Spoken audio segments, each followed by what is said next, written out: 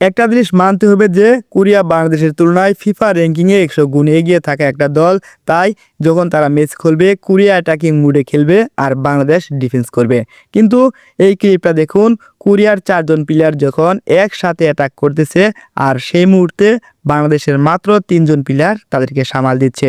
যাই হোক, প্রতিপক্ষ যখন হেডের জন্য ট্রাই করে বাংলাদেশের এই মেয়েটা তখন ফাউল করার চেষ্টা করছে। ডিবক্সের ভিতরে এমন ভুল করা মানে খাল কেটে কুমির আনা। তার কাছে যখন বল তিনি লক্ষ্য করলেন এদিকে বাংলাদেশের প্লেয়ার কোনো স্ট্রেস রাখেনি, তাই তিনি এই দিকে কাউকে বল পাস না করে তিনি লক্ষ্য করলেন লেফট জোনের এই প্লেয়ারটাকে, যে কিনা 1 ফুটে রান মেক করার জন্য পজিশনে আছেন এবং তার সামনে অনেকটাই ফাঁকা স্পেস রয়েছে। তাকেই বল পাস করলেন আর এই প্লেয়ারটাও লক্ষ্য করলেন ডিবক্সের সামনে এই প্লেয়ারটা ফ্রি রুলে রয়েছে। বাংলাদেশের ডিফেন্স এই প্লেয়ারটাকে অনেকটা স্পেস দিয়ে রেখেছিল, তাই তিনি এই প্লেয়ারটাকে বল পাস করলেন আর সেখান থেকে একটা জোরালো আক্রমণ এসেছিল। অন্য আরেকটা ক্লিপ দেখুন, ডিবক্সের সামনে এই দুইটা প্লেয়ার তাকে অনেক স্পেস দিয়ে রেখেছে এবং তাকে মার করা হয়নি। তারপরেও রাইট জোন থেকে যখন এই প্লেয়ারটা বল পাস করলেন তার ভুল পাসের কারণে বাংলাদেশের পায়ে বল চলে যায় আর বাংলাদেশের ডিফেন্স তো ক্লিয়ার করতে পারলেনই না, বরং তাকে টেনে ধরে করলেন আরেকটা ফাউল। এই ফাউলের জরিমানা স্বরূপ রেফারি বাজায় পেনাল্টির বাঁশি। ডিবক্সের সামনে এই দুইটা প্লেয়ারকে অনেক স্পেস দিয়ে রেখেছে বাংলাদেশের প্লেয়ার এবং তাকে মার্ক করেনি।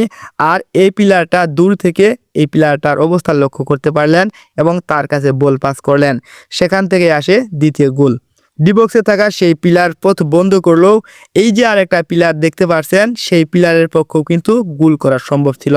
আর বাংলাদেশ ভালো খেলার পরেও যখন এই প্লেয়ারদেরকে স্পেস দিয়ে রেখেছে, ডিবক্সে বেশি একটা সতর্ক ছিল না, তার জন্য কিন্তু বাংলাদেশ এই ম্যাচটা হারেছে।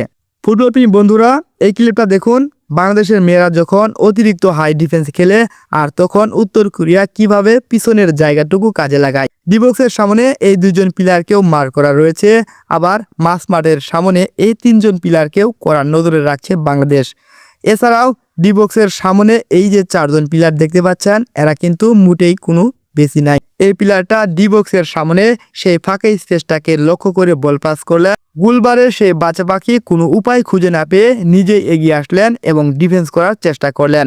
তার প্রচেষ্টা ব্যর্থ হলেও কিন্তু এই যে 1 ফুটে রান মেক করা প্লেয়ারটাকে দেখতে পাচ্ছেন তিনি কিন্তু দলকে গোলের হাত থেকে রক্ষা করতেই পারতেন, কিন্তু তিনি হঠাৎ করেই পড়ে যাচ্ছিলেন, আবার ওঠার চেষ্টা করলেন, আবারও পড়ে গেলেন। তার জন্য বাংলাদেশের জন্য আরেকটা বিপদ বেড়ে গেল। বন্ধুরা, চতুর্থ গোলের ক্লিপটা দেখুন, এই প্লেয়ারটা উচিত ছিল বলটাকে ভালোভাবে ক্লিয়ার করা, কিন্তু তিনি বলটা তো ভালোভাবে ক্লিয়ার করতে পারলেনই না, বরং দলের জন্য বিপদ বাড়ালেন। 4 জনের মাঝখান থেকে এই প্লেয়ারটাকে বল পাস করলেন। শক্তিশালী কোরিয়ার রাইট এরিয়ার সেই ফাঁকা স্পেসটা দ্বিতীয়বারের মতো কাজে লাগিয়ে করেন আরেক গোল, যেটা ছিল গোলকিপার এবং প্লেয়ারদের নাগালের বাইরে। চেষ্টা করলেও সেটা ঠেকানো পড়াই ইম্পসিবল। এই প্লেয়ারটার পায়ে যখন বল, তার পিছনে আরেকটা প্লেয়ারের অবস্থান দেখুন, বাংলাদেশের চেকপোস্টেই রয়েছেন। হঠাৎ করে তাকে কেন এতটা স্পেস দেওয়া হলো, হঠাৎ করে কেন তাকে মার করা হলো না, যার ফলে দলের জন্য আরেকটি বিপদে পড়ে যায়। এবার গোলকিপার তিনি নিজেই দলকে রক্ষা করেছেন বিপদের হাত থেকে। শেষ গোল, শেষ ক্লিপ। এই প্লেয়ারটা বল নিয়ে একেবারে ডিবক্সের কোনায় ঢুকে পড়লেন আর এই মুহূর্তে এই অ্যাঙ্গেল থেকে তার পক্ষে গোল করা সম্ভব নয়। তিনি সামনের হাফ স্পেসটুকু যদি ইউজ করতেন অথবা এই 2 জন প্লেয়ারের মধ্যে কাউকে যদি বল ডেলিভারি করতেন তাহলে গোলের সুযোগটাই নষ্ট হতে পারত।